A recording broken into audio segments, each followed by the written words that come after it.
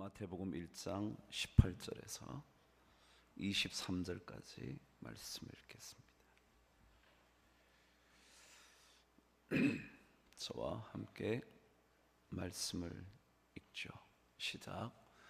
예수 그리스도의 나심은 이러하니라. 그의 어머니 마리아가 요셉과 약혼하고 동거하기 전에 성령으로 잉태된 것이 나타났더니 그의 남편 요셉은 의로운 사람이라 그를 틀어내지 아니하고 가만히 끊고자 하여 이 일을 생각할 때에 주의 사자가 현몽하여 이르되 다윗의 자손 요셉아 내 아내 마리아 데려오기를 무서워하지 말라. 그에게 잉태된 자는 성령으로 된 것이라. 아들을 낳으리니 이름을 예수라 하라. 이는 그가 자기 백성을 그들의 죄에서 구원할 자이심이라 하니라. 이 모든 일이 된 것은 주께서 선지자로 하신 말씀을 이루려 하심이니 이르시되 보라 처녀가 잉태하여 아들을 낳을 것이요 그의 이름은 임마누엘이라 하리라 하셨으니 이를 번역한즉 하나님이 우리와 함께 계시다 함이라. 아멘. 야곱이 에서를 피해서 하란으로 가고 있었습니다. 사막 같은 길을 가다가 어둑어둑해지기 시작했겠죠. 그래서 잠이 들어야 할 텐데 아시는 대로 그 광야 같은 그 길에 돌 하나를 베고 잠이 듭니다. 근데 꿈을 꿨죠. 그 꿈에 사다리 하나가 내려오는 겁니다. 그 사다리로 하나님의 사자가 성경 표현에 의하면 오르락 내리락 했다는 거죠. 거기서 말하는 사닥다리라는 단어는 히브리어의 술람이라는 단어인데 이 단어는 성경에 한 번밖에 등장하지 않습니다. 근데 고대 근동의 문화적인 배경에 의하면 이 사다리는 땅에 사는 인간이 하늘로 오를 수 있도록 만들어진 계단 같은 것이었다고 이해를 한답니다. 다시 한번요. 땅에 사는 인간이 하늘로 올라갈 수 있는 계단이었다는 거죠.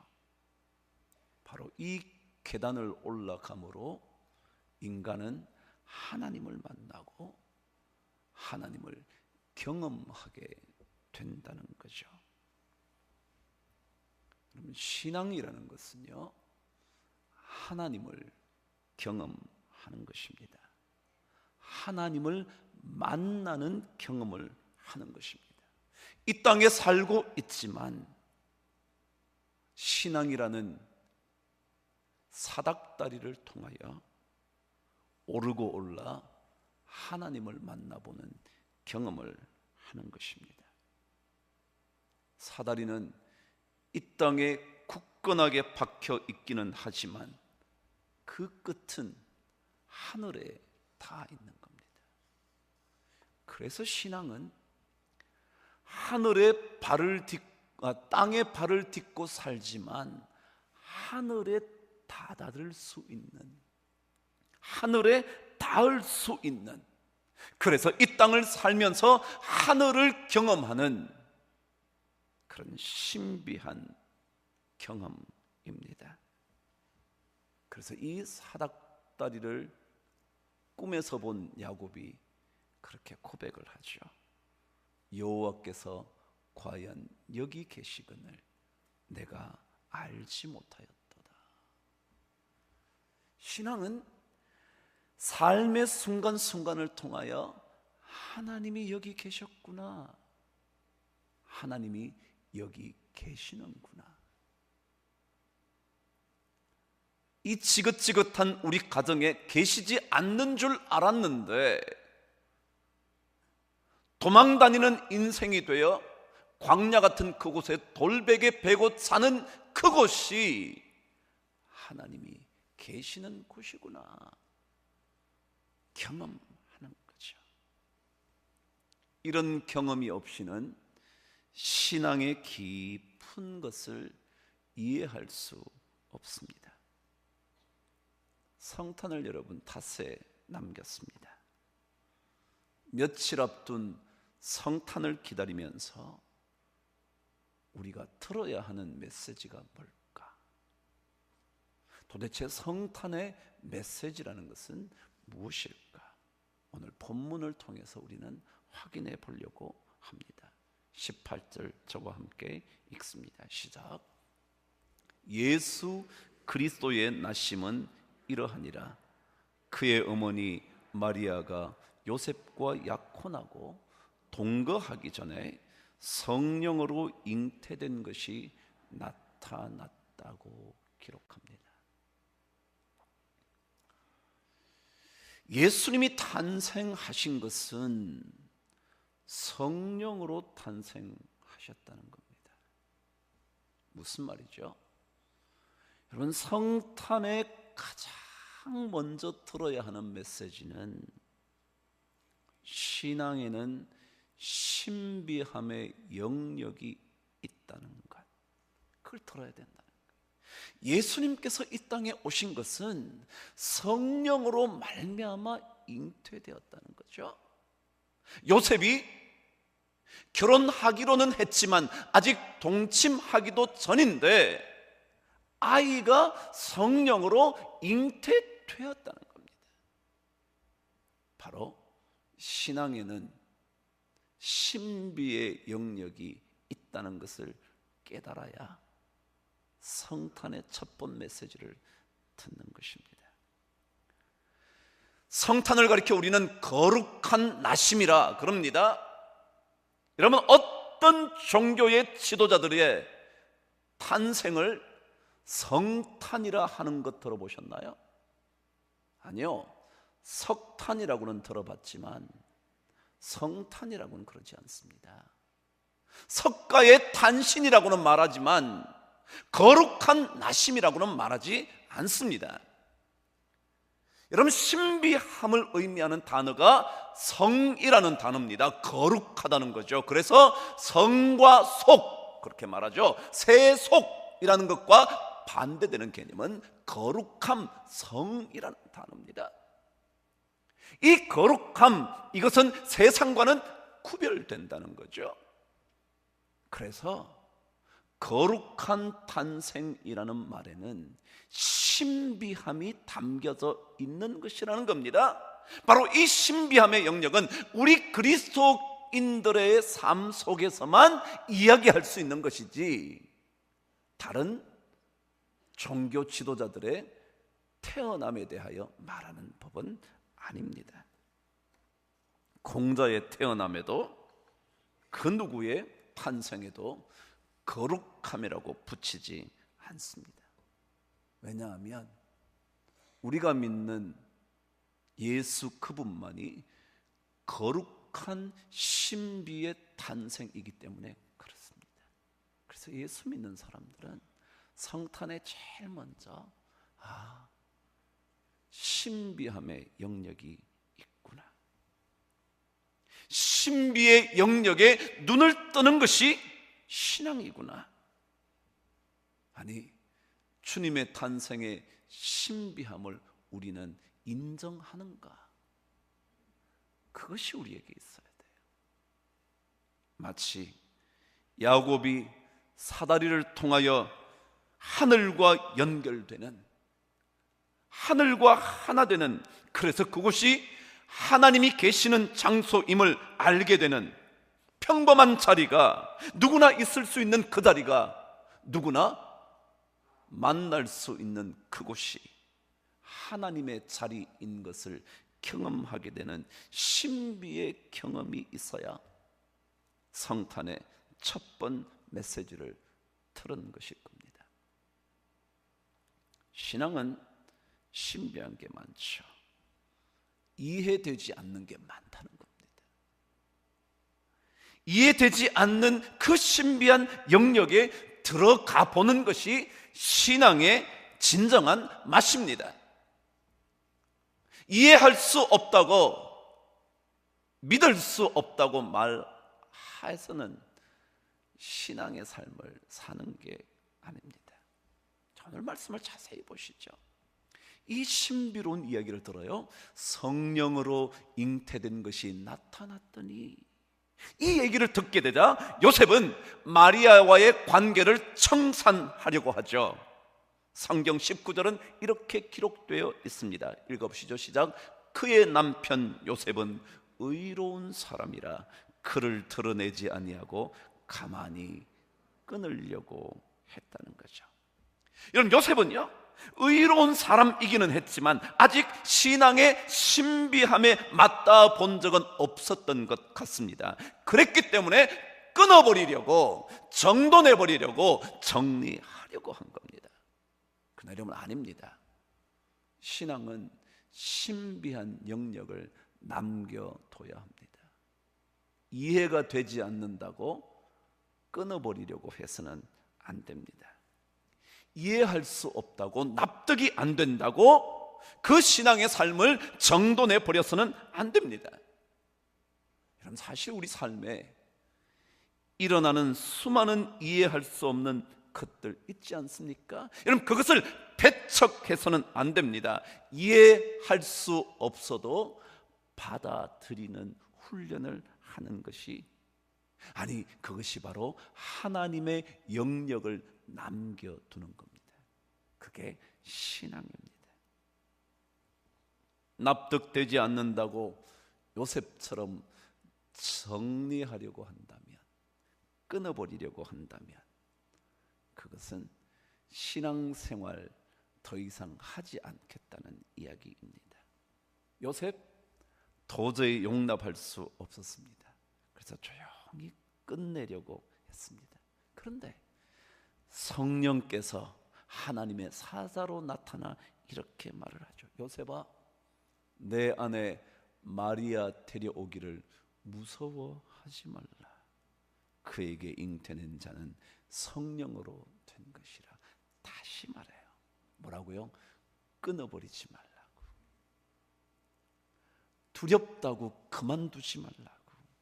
도저히 용납할 수 없어도 성령으로 잉태된다는 게 말이 되냐고 말하면서 받아들이기를 무서워하지 말라고, 두려워하지 말라고.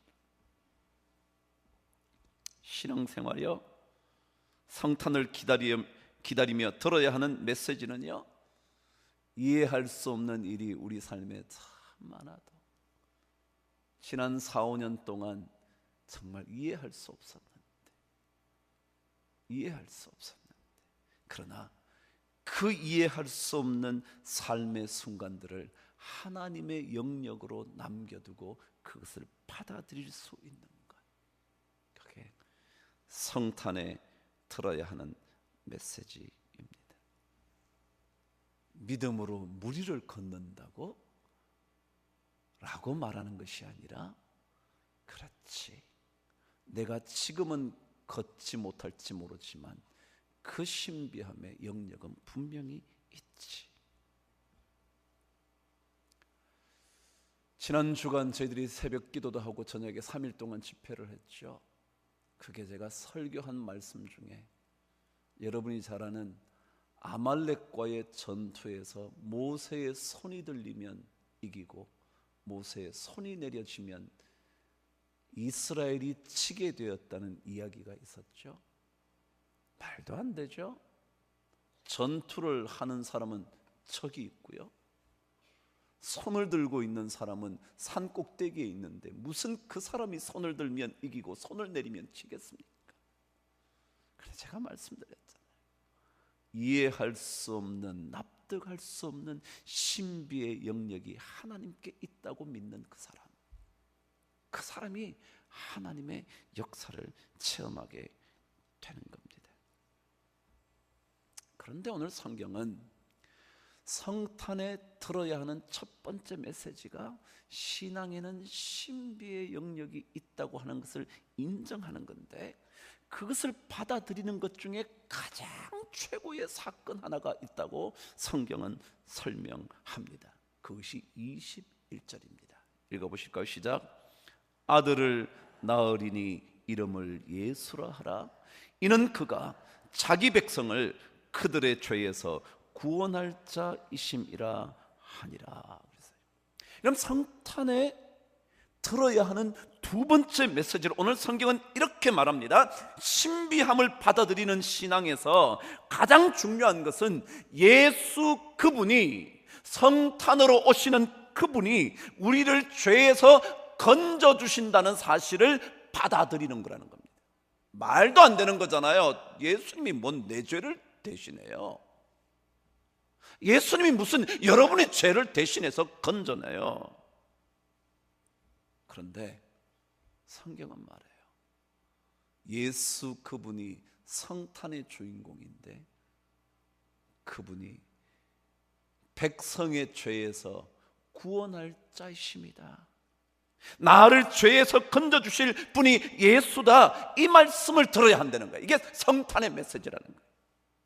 죄에 갇힌 자를 건져낼 사람은 이 땅에 그 누구도 없고 있을 수도 없고 오직 예수 그리스도 그분만이 죄로부터 우리를 구원하실 수 있다는 것, 이것을 들어야 된다.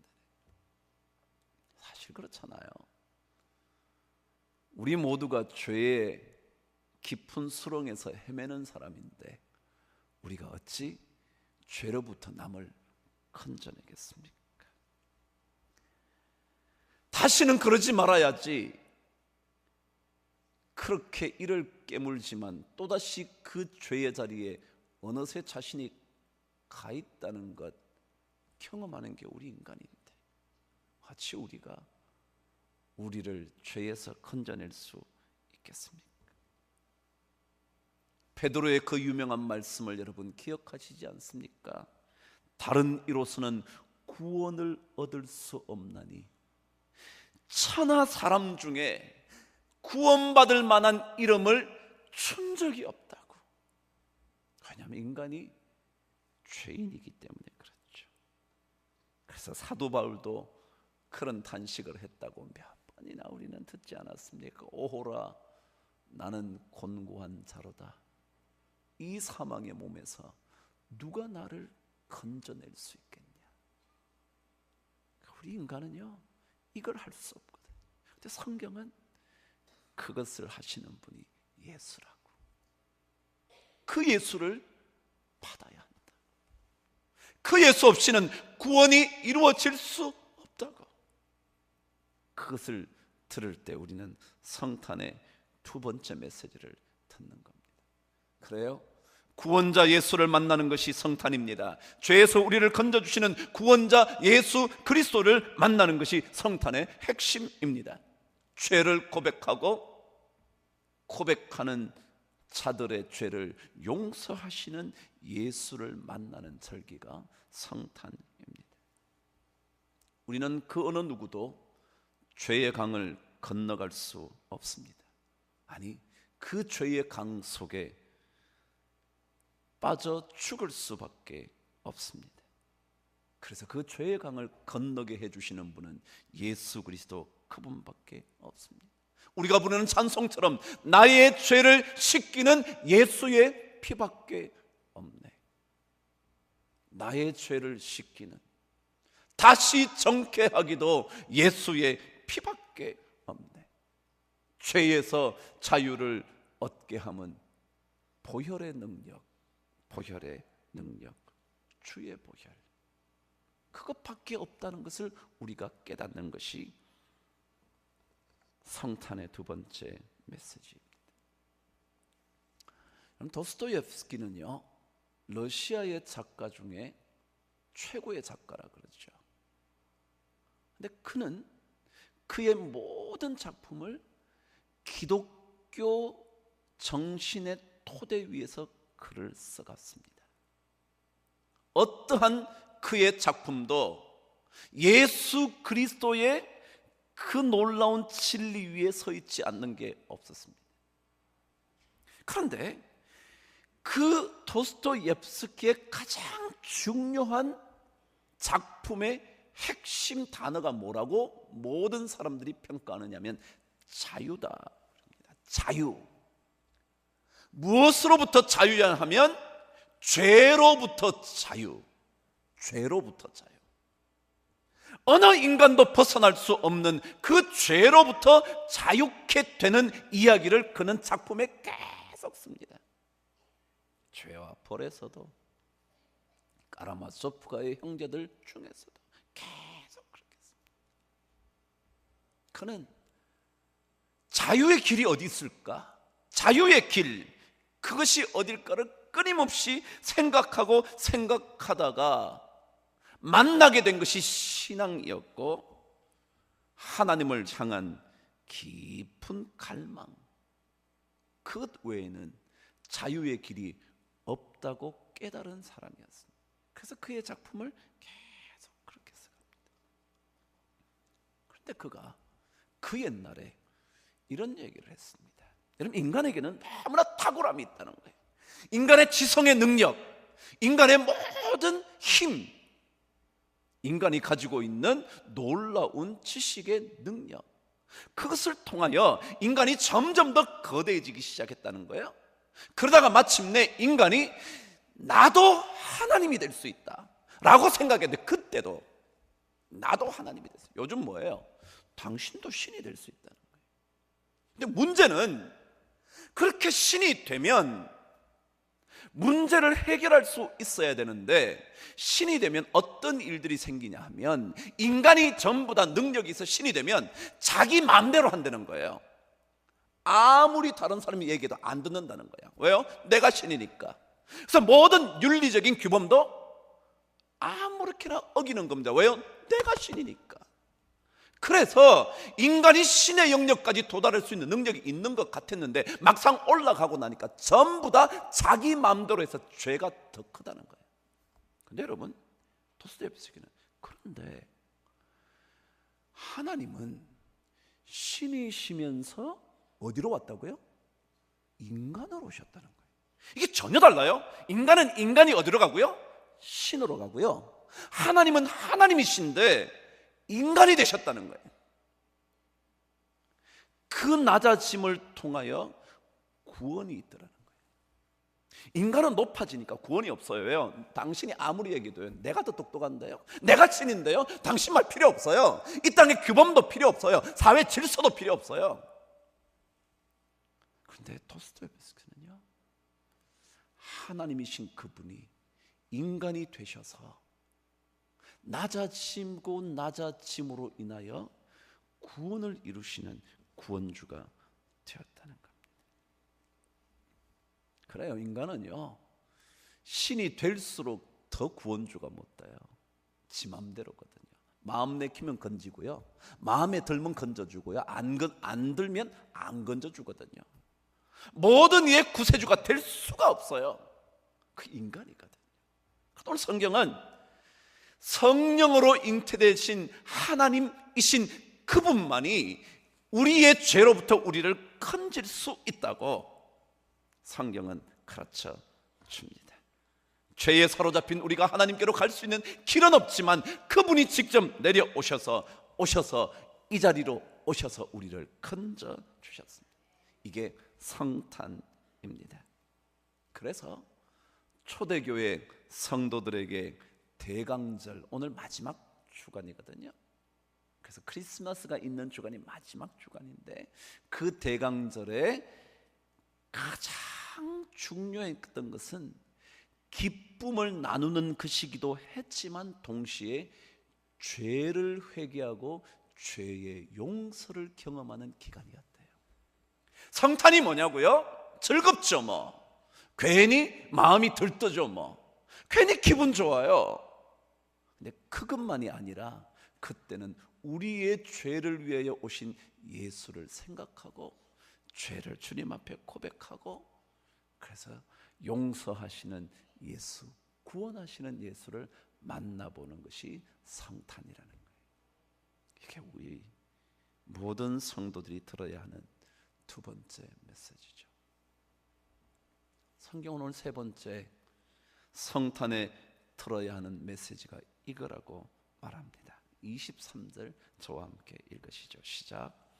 보라, 처녀가 잉태하여 아들을 낳을 것이요 그의 이름은 임마누엘이라 하리라 하셨으니 이를 번역한즉 하나님이 우리와 함께 계시다 함이라. 아멘.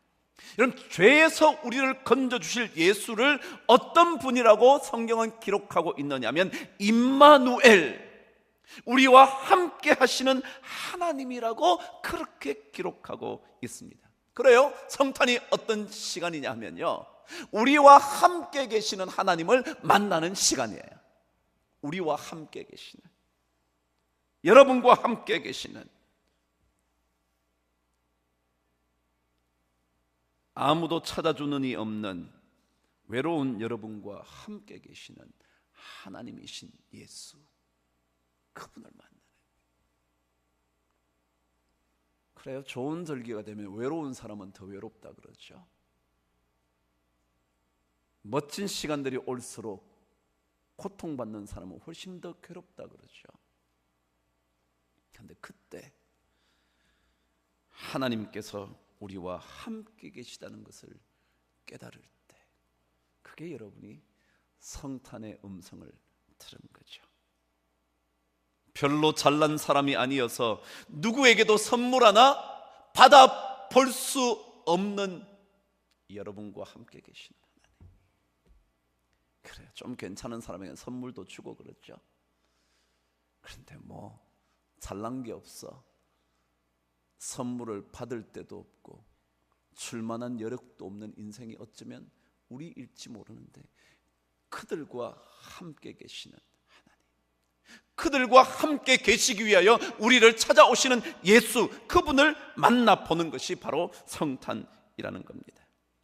우리 곁에 누가 있습니까? 누가 끝까지 여러분 곁에서 남아줄 수 있을 것 같습니까? 누가 외로움과 억울한 아픔에 뜨거운 눈물을 흘리는 여러분 곁에 여러분의 뜨거운 눈물만큼이나 뜨거운 눈물을 흘려주면서 있어줄 사람이 누군가요? 누가 있나요? 사랑하는 이로부터 배신당한 그 배신의 아픔으로 이 성탄이 너무너무 고통스러운 사람 있지 않나요? 사랑한다는 고백을 받은 세월이 얼마 되지도 않아 끝나버린 사랑의 아픔 때문에 고통받는 사람 있지 않나요? 여러분, 그때요, 하나님이 우리 곁에 계시다. 내가 너 옆에 있다. 여러분, 눈물의 골짜기에서 빠져나오십시오. 그리고 눈을 들어 우리와 함께 계시는 그분을 만나보십시오. 우리를 찾아오셔서 영원히 함께 계실 예수님, 그분을 한번 바라보십시오. 이 땅에만, 이 땅의 그 무엇에만, 이 땅의 그 누군가에만 눈을 돌리고 살았던 여러분의 눈을 들어 우리와 영원히 함께 계셔 주실 그분을 한번 바라보십시오. 그러면 그분이 여러분과 함께 계실 것입니다. 혹시라도 하늘을 바라보다가 낭망한 성도님들이 계시다면 이 성탄의 절기에 다시 한번 그분을 보십시오. 그분은 신앙의 신비를 포기하시는 분이십니다. 이해할 수 없는 일 때문에 1년 동안 하나님 어떻게 이럴 수가 있냐고 납득이 안 된다고 떠나버리고 싶었던 사람에게 두려워하지 말라고, 데려오기를 무서워하지 말라고 말씀하셨던 것처럼 우리들에게 그렇게 말씀하시는, 다시 눈을 들어 성탄의 주인인 나를 보라고. 야곱을 만나주신 베델의 하나님께서 우리 모두를 만나주시게 될 줄 저는 믿습니다. 성탄이 이제 닷새 앞으로 다가왔죠. 그날 우리는 함께 기쁨의 성탄을 맞이하게 될 겁니다. 근데 사실 제 마음에 이런 부담이 있었습니다. 우리 교회만 이런 기쁨을 나누어서는 안 되지, 그런 생각 들더라고요. 우리끼리만 즐겁다고, 기쁘다 구주 오셨네 라고 말해서는 안 되지, 그런 생각이 있더라고요. 우리 주위에 그 누군가에게도, 아무에게도 선물 한번 받아볼 수 없는 그 사람들에게도 임마누엘의 예수 그리스도의 사랑을 한번, 그리고 기쁨을 한번 전해보는 교회여야 하지 않을까 생각이 들더라고요. 우리 목회자들 불렀죠. 그런가 한번 해보자. 그래서 강북구를 알아보니까 우리 강북구에는 13개 동이 있답니다. 미아동, 무슨 동 있잖아요. 그 13개의 동이 있는데 거기 알아보니까 최저 빈곤층 가정들이 대개 한 20, 30가정이 있답니다. 그래서 확인해 보니까 보통 30가정 정도는 추려낼 수 있겠다고 그러더라고요. 그래서 저희들이 목회자들께 생각했죠. 390세대 조선 가정, 우리 대개 그렇게 말하죠. 부모조차 없이 할머니 할아버지에게서 크는 자녀들, 그리고 홀부모 가정, 한부모 가정, 그런 가정, 그리고 다문화 가정, 그리고 홀로 외롭게 사시는 독거노인 확인했습니다. 한 400여 가구 되더군요. 그래서 우리가 그분들에게 성탄의 기쁨을 좀 드리자. 제가 여러분에게 오늘 설교 중에 말씀드리고 싶습니다. 성탄절날 오실 때 그들을 위해 사랑의 박스를 만들 수 있도록 여러분이 사랑을 가져오시기를 바랍니다. 그들에게 필요한 생필품 무엇이든 좋습니다. 칫솔도 좋고요, 치약도 좋고요, 네이도 좋고요, 양말도 좋고요, 장갑도 좋고요, 샴푸도 좋고요, 아이들이 먹을 수 있는 과자도 좋고요, 아니요, 라면도 좋고요, 요즘 유명한 짬뽕도 있다는데, 아니 뭐 짜장면도 있다는데, 짜왕도 있다는데, 여러분 그거 그날 어느 누구도 빠지지 마시고 2-3개씩 들고 오세요. 2-3개씩 꼭 들고 오세요. 그래서 성탄의 기쁨을 여러분 우리만 나누지 마시고 그들과 함께 나눌 수 있도록 그날 우리가 작업을 해서 400박스를 만들 것입니다. 그리고 그들을 찾아갈 겁니다. 그런데 특별히 제가 조선 가정에 어려움이 많다는 얘기를 듣고 제가 그들에게 월동비를 조금 드리고 싶습니다. 헌금하십시오. 크리스마스 헌금 외에 그들을 위해서 헌금하십시오. 저도 따로 할 것입니다. 그래서 그들에게 월동비 제가 전해드릴 겁니다. 여러분 하세요. 우리 임마누엘 하나님, 임마누엘 예수, 그분 우리가 기뻐하고 즐거워하는 성탄이지만 우리만이 아니라 그들과 함께, 그리고 우리 교회에 한부모 자녀들에게 선물을 줄 겁니다. 대개 엄마들이 가정을 책임지죠. 그 가정에 우리 자녀들에게 그들이 갖고 싶은 것 하나 드리고 싶습니다. 생필품이야 엄마가 어떻게 해서라도 마련했겠지만 그들이 갖고 싶은 것은 돈이 부족해서 못 샀을 거예요. 제가 그런 걸 주고 싶습니다. 여러분 교회는요 하나님이 세웁니다. 하나님이 책임집니다. 주변 사람들은 우리가 책임져 줘야 합니다. 교회는 우리가 하나님께 맡기자고요. 하나님께서 우리 교회 잘 이끌어 주시도록. 그러나 주변에 눈물을 흘리는 사람들은 우리가 손잡아 줘야 됩니다. 그동안 교회가 어렵다고, 그동안 교회가 너무 문제가 많다고, 우리 몸 하나 간수 못해서 그들 도우지 못했는데 이제부터는 여러분 그 일을 하십시다.